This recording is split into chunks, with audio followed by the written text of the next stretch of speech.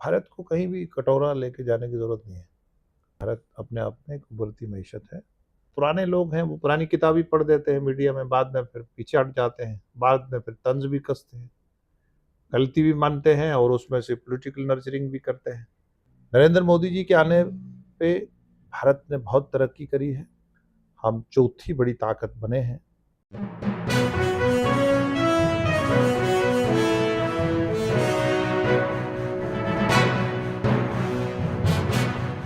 नमस्कार, मैं अनीता चौधरी। और देखिए, एक जो ट्रंप का जम्मू कश्मीर में जो में पहलगाँव में जो हमला हुआ, उसको लेकर के अहो-पोहो वाली स्थिति जो बनी हुई थी कि हमने मध्यस्थता करवाई, नहीं करवाई, उस पर से बहरहाल पर्दा साफ हो गया है।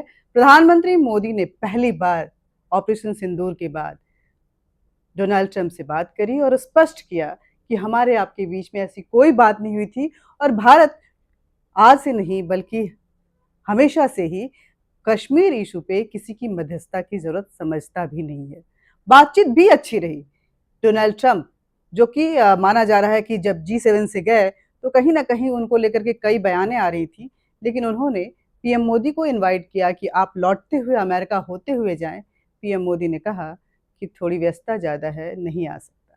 लेकिन इन सब के बीच में एक पर्दा और उठा कांग्रेस के चेहरे से।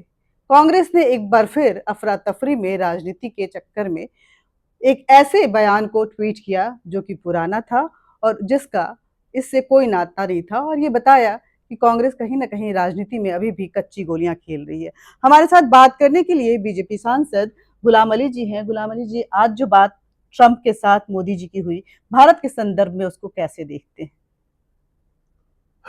देखिए, भारत जो है, भारत के नागरिक ने एनडीए को मैंडेट दिया है और तीसरी बार दिया है, और जिसकी रहनुमाई नरेंद्र मोदी जी कर रहे हैं एज ए प्राइम मिनिस्टर।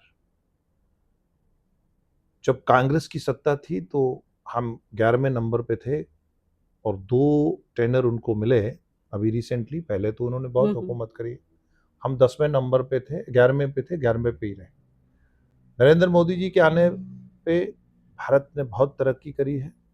हम चौथी बड़ी ताकत बने हैं। हम एक उभरती ताकत हैं। हम बराबर की बात करते हैं।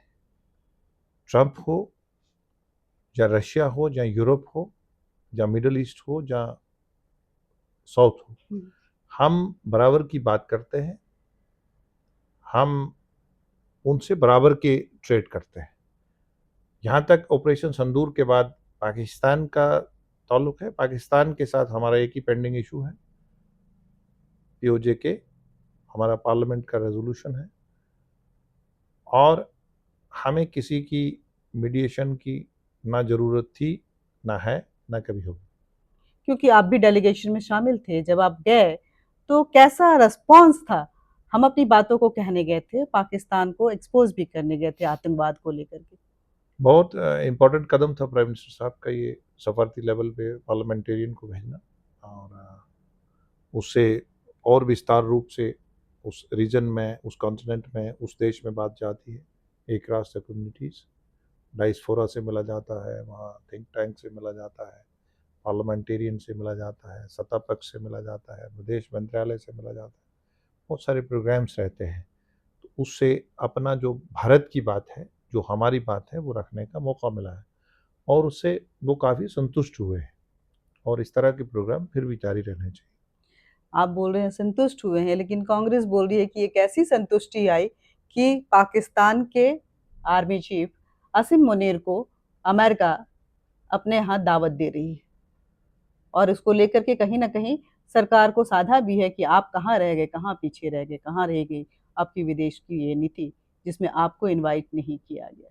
भारत को कहीं भी कटोरा लेके जाने की ज़रूरत नहीं है। भारत अपने आप में एक उभरती मईशत है।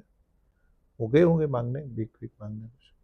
कांग्रेस की तरफ से एक और बात आज कही गई जिसके लिए माफ़ी भी मांगी गई, लेकिन वो भी बड़े ही अजीब से अंदाज में।